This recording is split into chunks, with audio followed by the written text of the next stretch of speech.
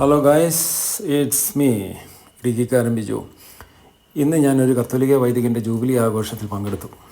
അദ്ദേഹം അച്ഛനായിട്ട് 25 വർഷമായി തികഞ്ഞതിൻ്റെ ചടങ്ങായിരുന്നു. അപ്പം അത് മറ്റാരുമല്ല, നമ്മുടെ പ്രിയപ്പെട്ട സാബു അച്ഛൻ. അദ്ദേഹം വള്ളക്കടവ് ഇടവകാംഗമാണ്, കാഞ്ഞിരപ്പള്ളി രൂപത. അപ്പോൾ അദ്ദേഹം വർക്ക് ചെയ്യുന്നത് ഗോരഖ്പൂർ ഡയസിസിന് വേണ്ടിയിട്ടാണ്. അപ്പോൾ കുർബാനയ്ക്ക് ശേഷം ഒരു താങ്ക്സ് ഗിവിങ് മെസ്സേജ് അച്ഛൻ അയച്ചായിരുന്നു. അത് വളരെ ഹാർട്ട് ടച്ചിങ് ആയി എനിക്ക് ഫീൽ ചെയ്തു. സോ നിങ്ങളും ഒന്ന് കേട്ട് നോക്കൂ. നിങ്ങൾക്കും ഫീൽ ആകുന്നെങ്കിൽ ലൈക്ക് ചെയ്യുക, ഷെയർ ചെയ്യുക, സബ്സ്ക്രൈബ് ചെയ്യാനും മറക്കല്ലേ. എന്ന പൗലോസ്ലീഹായുടെ വചനം ഉദ്ധരിച്ചുകൊണ്ട് ഞാൻ ആരംഭിക്കട്ടെ. വള്ളക്കടവ് ഇടവകയുടെ തൂങ്കുഴി നെരിയമ്പാറ പ്രദേശത്ത് സാധാരണ കർഷക കുടുംബത്തിൽ ദാരിദ്ര്യവും കഷ്ടപ്പാടുകളും ധാരാളം അനുഭവിച്ച്, എന്നാൽ ആവോളം സ്നേഹവും പരിലാളനയും ലഭിച്ച് എൻ്റെ അച്ഛൻ്റെയും അമ്മച്ചിയുടെയും 4ാമത്തെ സന്താനമായി 2 ചേട്ടന്മാർക്കും ഏകപങ്ങൾക്കും അനുജനായി ഞാൻ വളർന്നു. എടുത്തു പറയാൻ വലിയമ്മയായി ഒന്നും ഇല്ലായിരുന്ന എൻ്റെ മനസ്സിൽ പൗരോഹിത്യം വലിയൊരു ആഗ്രഹവും സ്വപ്നവുമായി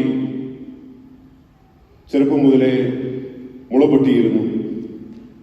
ഈ ആഗ്രഹത്താൽ കാഞ്ഞിരപ്പള്ളി രൂപത മൈനസ് സെമിനാരിയിൽ ചേരുകയും, എന്നാൽ വലിയ ദൈവിക പദ്ധതിയുടെ അടയാളവും ഭാഗവുമായി നല്ല തമ്പുരാൻ എന്നെ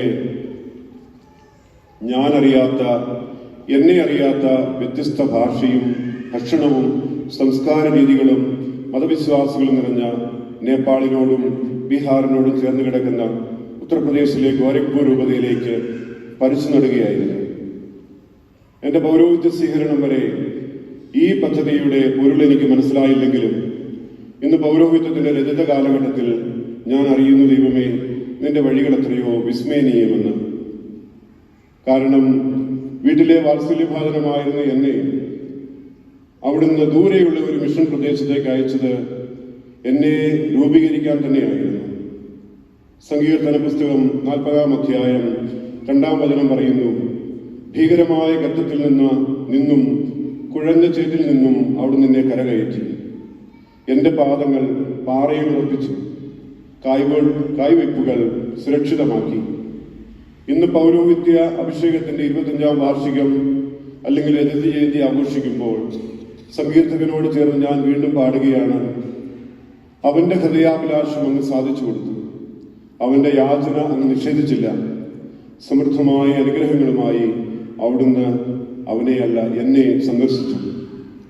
നല്ല തമ്പുരാനെ, നിനക്കൊരു 1000 ആരാധന സ്തുതി.